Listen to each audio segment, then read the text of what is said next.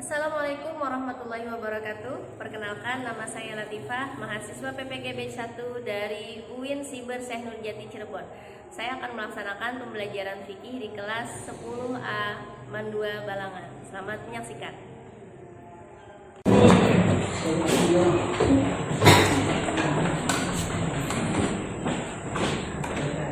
Assalamualaikum warahmatullahi wabarakatuh.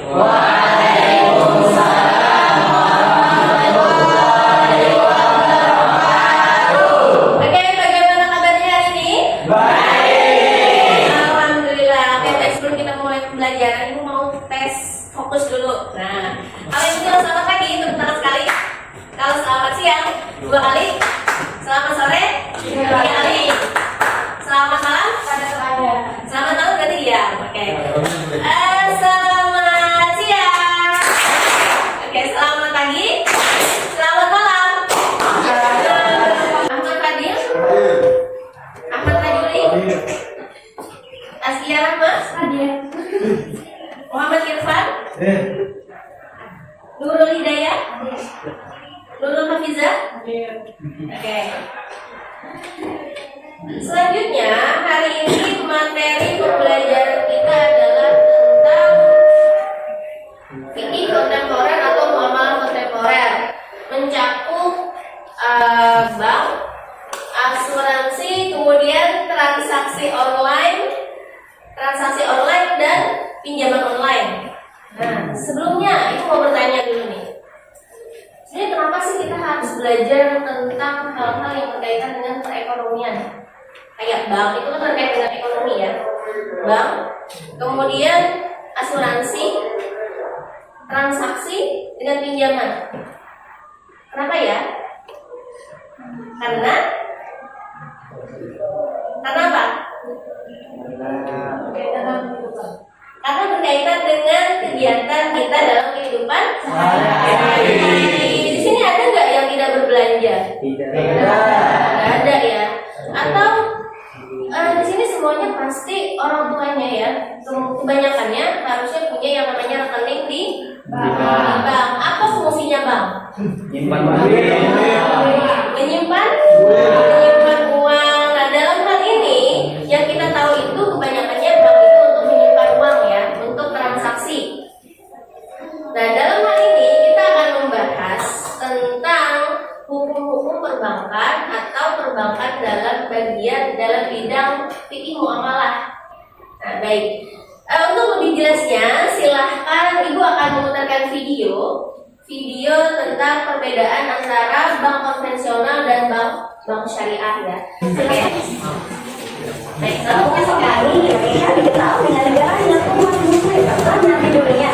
Ternyata hal tersebut bukan anggapan belaka. Kenyataannya berdasarkan laporan model Islamic Strategic Center, populasi muslim di Indonesia mencapai 237,56 juta jiwa.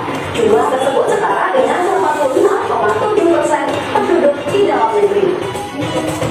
Nah, bertepatan dengan bulan suci Ramadan ini, mari kita pelajari perbedaan sistem perbankan Islamiyah atau syariah dan sistem perbankan konvensional.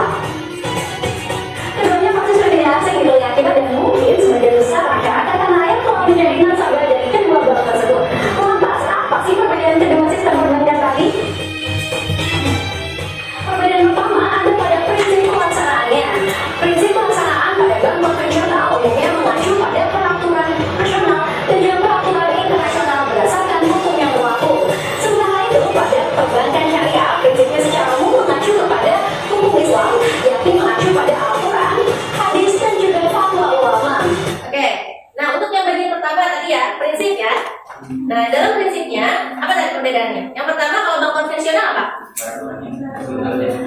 Peraturan nasional dan internasional. Kemudian kalau bank syariah, hukum Islam yang dasarnya dari Al-Quran, hadis, fatwa ulama. Oke, kita sambung. Dengan demikian, seluruh aktivitas keuangannya menganut prinsip ekonomi syariah. Perbedaan kedua adalah tujuan dan juga fungsinya. Pada bank konvensional, tujuannya adalah keuntungan dan sistem bebas nilai sesuai dengan prinsip yang dianut oleh masyarakat pada umumnya. Sedangkan untuk bank syariah tidak hanya untuk profit atau keuntungan semata,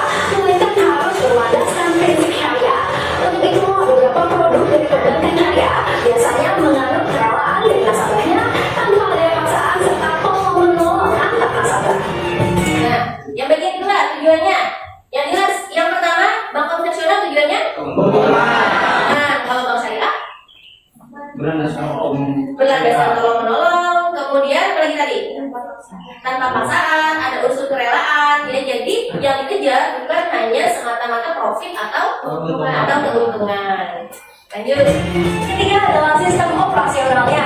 Pada bank konvensional, sistem operasional menggunakan suku bunga dan juga perjanjian umum berdasarkan aturan hukum nasional. Sementara itu pada bank syariah menggunakan sistem bagi hasil atau hisbah. Seperti ini. Sistem keuntungannya ya. Untuk bank konvensional pakai apa tadi? Sistem bunga. Sistem bunga ini kan biasanya ditentukan di awal ya. Kemudian kalau yang bank konvensional, bank syariah apa? Lagi hasil ya, kayak alat ya. Yang bank konvensional tadi sistem bunga. Kalau yang bank syariah sistem bagi hasil. Oke, Sebagai contoh, jika Anda menyimpan dana sebesar 100 juta rupiah di bank konvensional dan Anda menyimpannya selama jangka waktu 12 bulan, Anda akan mendapatkan keuntungan sebesar 2,5%. Sedangkan pada bank syariah, apabila Anda menyimpan dana dengan jumlah yang sama dengan tenor atau jangka waktu selama 12 bulan, Anda akan terikat dengan perjanjian bagi hasil dengan akad mudharabah mutlaqah, di mana Anda bertindak sebagai pemilik dana dan bank sebagai pengelola dana. Yang keempat adalah pengawas kegiatan. Aktivitas pada bank konvensional umumnya diawasi oleh dewan komisaris, sementara untuk bank syariah diawasi oleh berbagai lembaga seperti Dewan Pengawas Syariah, Dewan Pengawas Syariah Nasional, dan juga Dewan Komisaris Bank. Nah, yang keempat adanya pengawasnya ya, pengawasannya yang bank konvensional diawasi oleh Dewan Komisaris aja ya, Dewan Komisaris aja. Kalau yang syariah Dewan Pengawas Syariah, kemudian Dewan Pengawas Syariah Nasional dan Dewan Komisaris. Yang kelima, perbedaan selanjutnya terletak pada hubungan antara nasabah dan juga bank. Pada bank konvensional, hubungan antara nasabah dan bank adalah debitur dan juga kreditur. Sedangkan pada bank syariah terdapat 4 jenis hubungan. Yang pertama adalah jual dan membeli, kemitraan, sewa, dan juga penyewa. Nah, ini kemitraan tadi. Kalau misalnya bank konvensional apa tadi? Debitur dan kreditur ya. Kalau yang bank syariah? Jual, pembeli,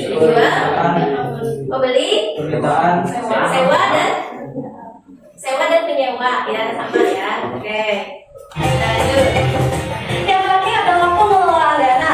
Pada bank konvensional, pengelolaan dana dapat dilakukan pada lini usaha yang menguntungkan di bawah peraturan perundang-undangan yang berlaku.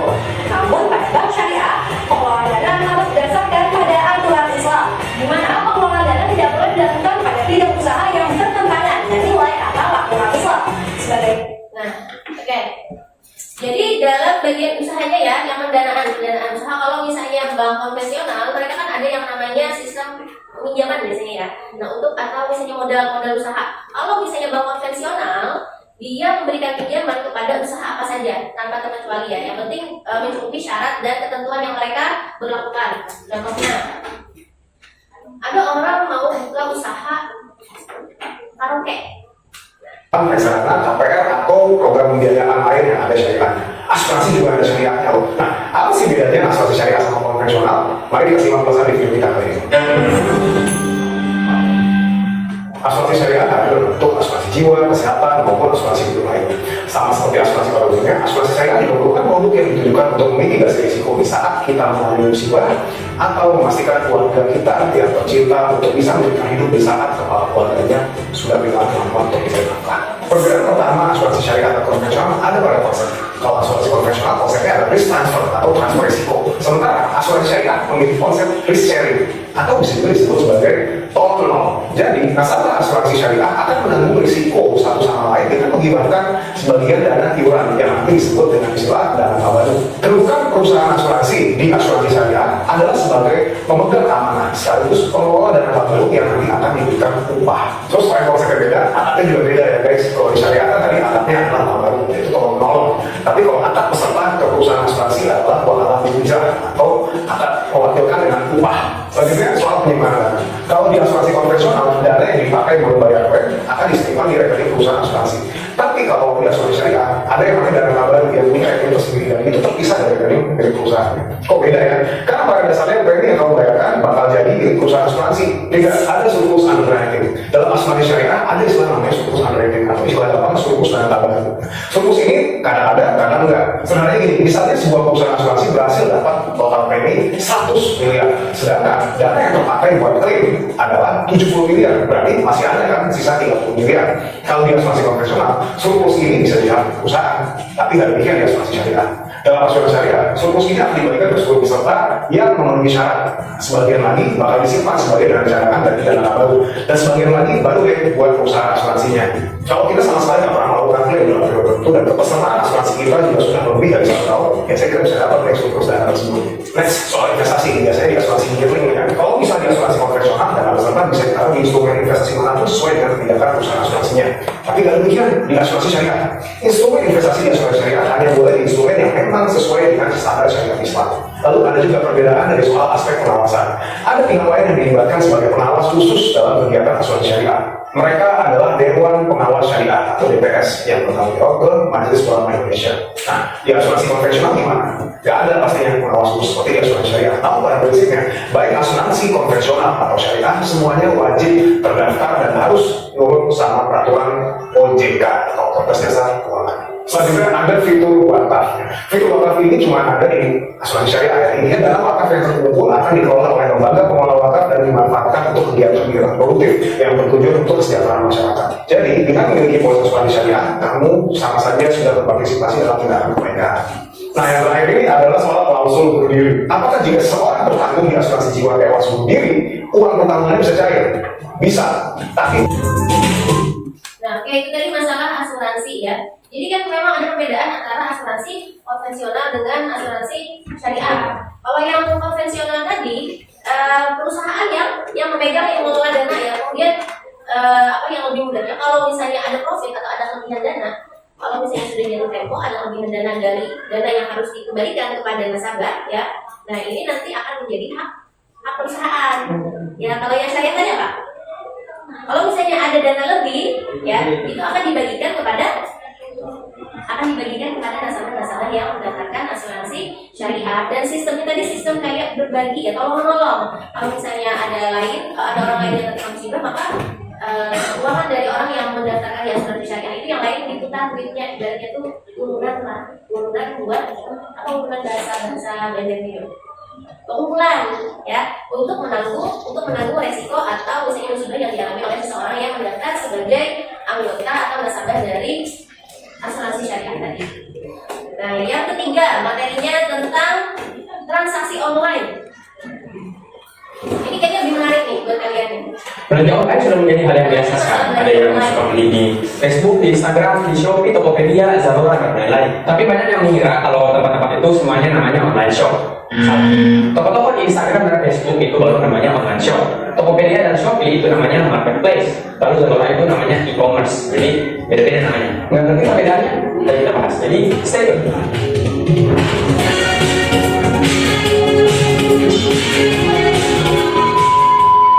Halo, selamat datang lagi di Take Coffee. Bagi teman-teman yang baru mulai channel ini, Take Coffee adalah channel yang membahas berbagai macam hal mengenai teknologi di sekitar kita ya, mengenai komputer, mengenai laptop, mengenai Android dan sebagainya.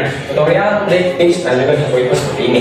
Jadi setelah menonton video ini, coba teman-teman cek ya review dari Take Coffee, sama tahu ada juga yang bermanfaat untuk teman-teman. Cek juga di kolom deskripsi di bawah, karena situ biasanya ada hal-hal penting yang terkait dengan video ini. Atau kalau misalnya ada hal yang saya info di video ini, saya akan taruh juga deskripsi, jadi teman-teman tidak ada yang ketinggalan informasi. Di video sebelumnya saya membahas tentang tips kita dan aman dalam berbelanja online.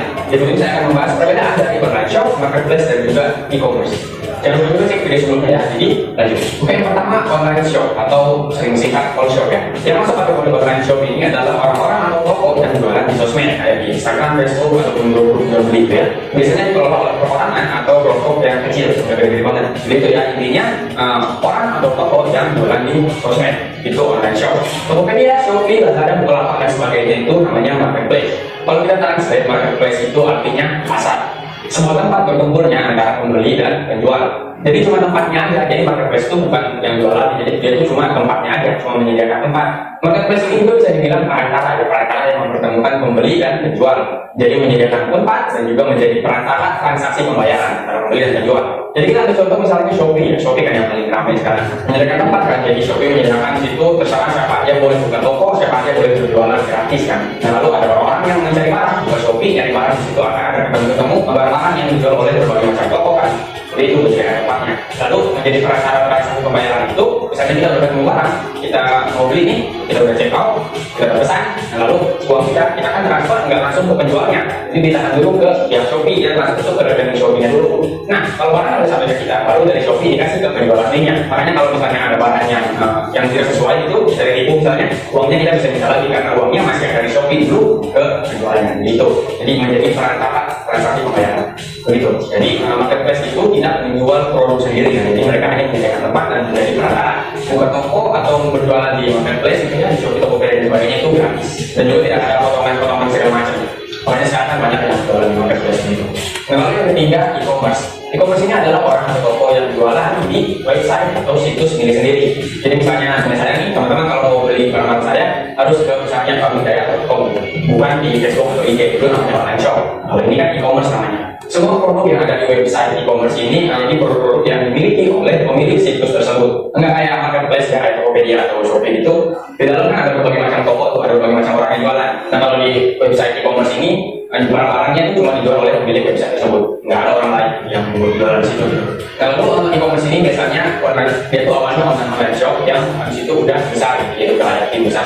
Karena kalau mau membuat website dan mengurus website itu memang agak sulit dilakukan sendiri atau oleh tim kecil, karena website juga kan ada biaya per bulannya, ada untuk mengurus dan juga biaya sewanya itu membuat situs itu. Jadi bisa dibilang workshop yang sudah kecil itu yang awalnya bisa doang biasanya akan menjadi e-commerce mereka membuat situs atau website sendiri begitu. Nah, ini ada perbedaan-perbedaan macam-macam tempat belanja online ya. Di sini jangan langsung check dulu, nanti dulu ya. Oke. Dalam hal ini, karena transaksi online adalah salah satu hal yang sangat berdampingan dengan kehidupan kita sehari-hari. Pinjaman online. Lalu teman-teman yang bertanya adakah pinjaman online syariah tanpa ada riba? Jawabannya ada guys. Ada tidak pinjaman online syariah tanpa ada riba. Pinjaman online yang pertama adalah amanah. Amanah ini berarti kita ingin kepada kalian maksimal di Rp10.000 guys. Amanah adalah pinjaman online yang dapat kalian download di Google Play Store ya. Hanya waktu 5 menit dan hanya membutuhkan KTP. Kalian sudah tahu terima atau tidak. Dan masih banyak lagi fitur-fitur yang mendukung mempermudah kalian dalam menggunakan amanah ini. Lalu pinjaman online. Oke. Di sini masalah pinjaman ya. Ini nanti itu dikira dikira promosi nanti ya, pinjaman syariah enggak? Iya. Secara pribadi, Ibu sendiri tidak menyarankan kalian untuk melakukan yang namanya pinjaman online ya, walaupun ada kata-kata embel-embel syariahnya gitu. Jadi pinjol itu mau itu pinjaman online konvensional ataupun pinjaman online syariah, saran terbaik Ibu adalah pinjaman itu sebaiknya ada dihindari. Kenapa? Menghindari kebiasaan untuk berutang. Karena kan yang namanya berutang, arti kita berutang itu kan kita punya utang ke orang lain, yang mana utang itu kan harus dibayar. Kalau misalnya jadi online berarti kan pinjamannya dia menggunakan sistem apa? Sistem bunga. Nah, dia kan mengambil keuntungan dari pinjaman yang diberikan kepada nasabah.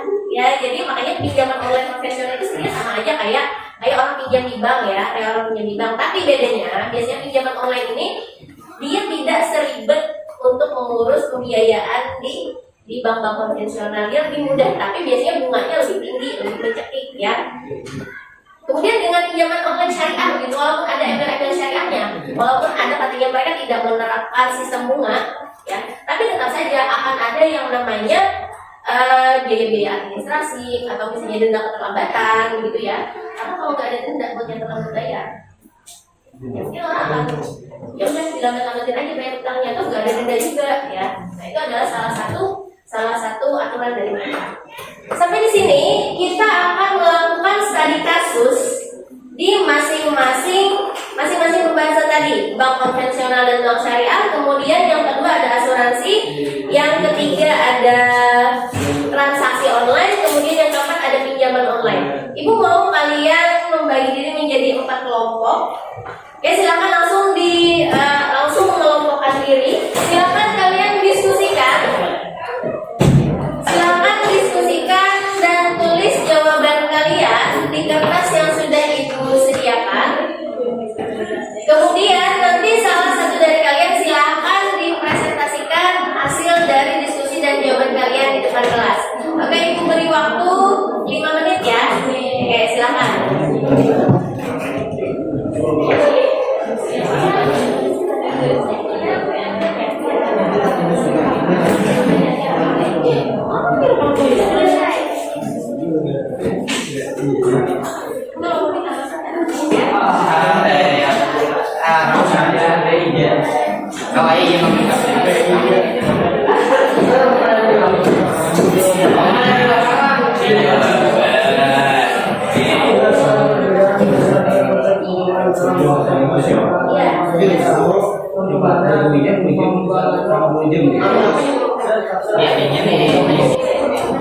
Oke, sini kami ya.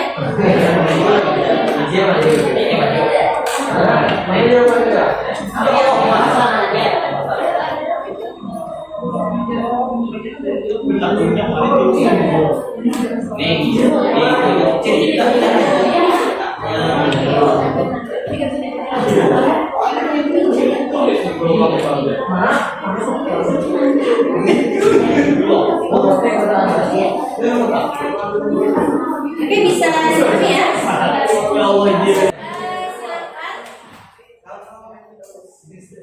Silakan maju dari kelompok 1.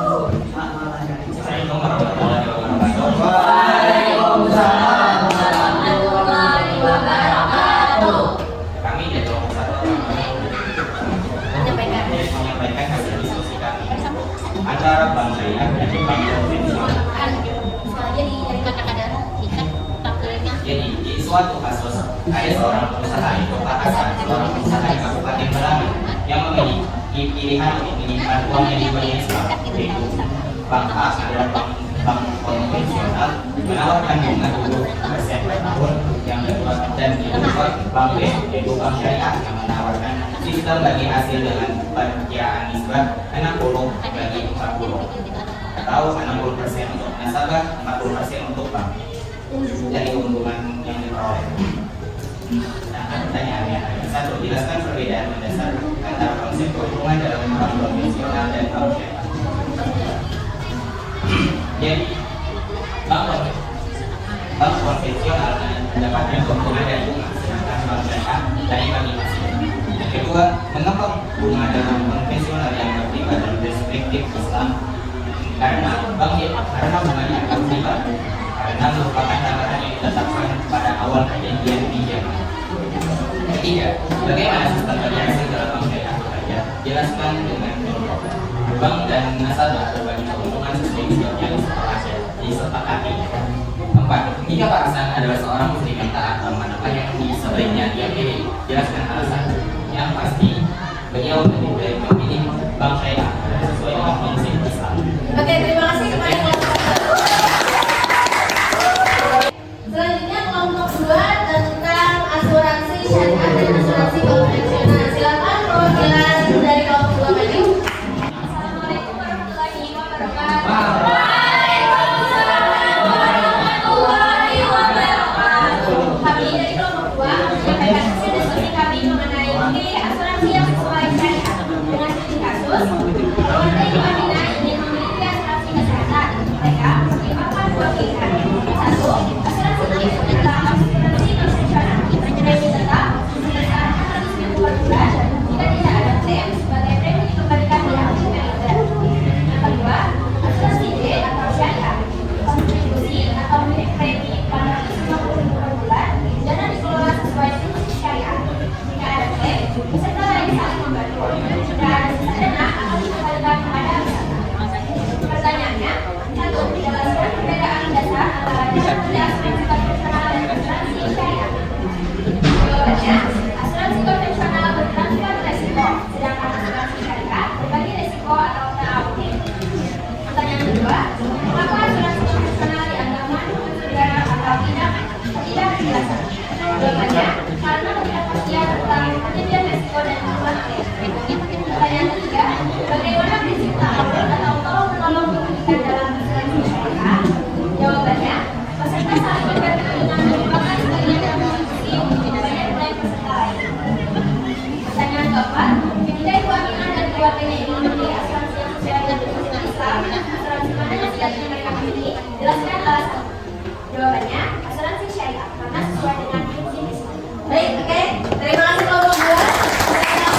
Selanjutnya kelompok 3 yang membahas tentang transaksi online. Baik, perwakilan kelompok 3 dipersilakan untuk maju ke depan. Assalamualaikum warahmatullahi wabarakatuh. Waalaikumsalam warahmatullahi wabarakatuh. Kami dari kelompok 3 ingin menyampaikan hasil diskusi kami tentang transaksi dari aman dan halal. Studi kasus, Rina ingin memberikan online. Dia menemukan dua penawaran. Toko X, harga murah, deskripsi produk rendah, tidak ada garansi.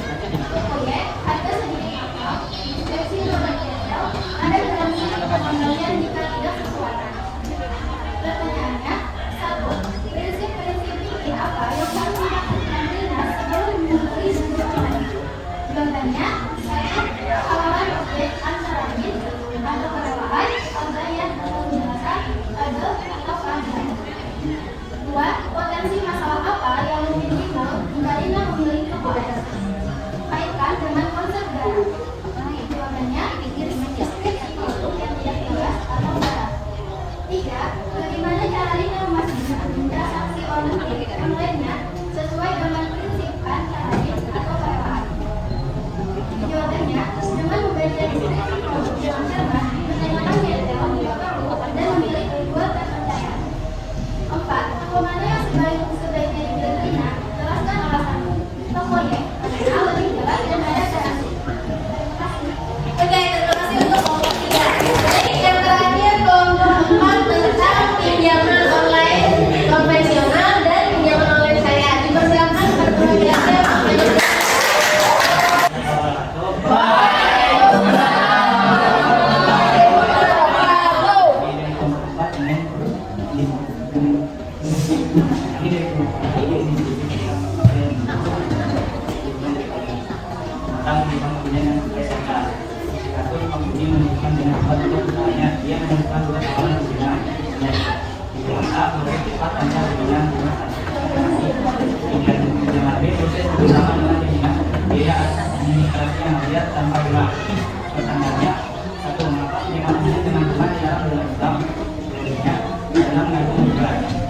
bagaimana cara penjualannya yang sesuai dengan prinsip syariah, tentunya tanpa hilang menggunakan syariah. Misalnya Pak dengan biaya administrasi yang wajar. Dan apa saja risiko yang perlu dipertimbangkan penting sebelum memindahkan uangnya. Mulai yang putih ketentuan agen yang dimiliki. 4. Pinjaman mana yang sebaiknya dimiliki pembeli berdasarkan alasanmu. Pinjaman B karena sesuai dengan prinsip syariah. Yang Oke, berikan tepuk tangan. Terima kasih untuk semua kelompok yang sudah mempresentasikan hasil studi kasusnya hari ini tentang transaksi muamalah online ya, atau transaksi muamalah kontemporer. Nah, sebelum kita akhiri pembelajaran ini, nah Ibu mau nanya nih. Jadi kenapa sih kita harus ini tadi kan kita banyak membandingkan antara lembaga-lembaga yang konvensional dengan lembaga yang syariah. Nah pertanyaannya, kenapa kita harus lebih memilih yang syariah daripada yang konvensional? Karena sesuai dengan syariat dan prinsip Islam. Karena kan secara keyakinan kita berasal dari agama Islam. Maka sudah seharusnya, sudah sepantasnya kita mendorong perekonomian dengan cara salah satunya adalah kita menggunakan sistem-sistem atau layanan-layanan yang berbasis syariah dengan tujuan untuk memajukan perekonomian Islam. Baik, sampai di sini dulu pembelajaran kita hari ini. Terima kasih atas perhatiannya. Mari kita akhiri dengan membaca hamdalah.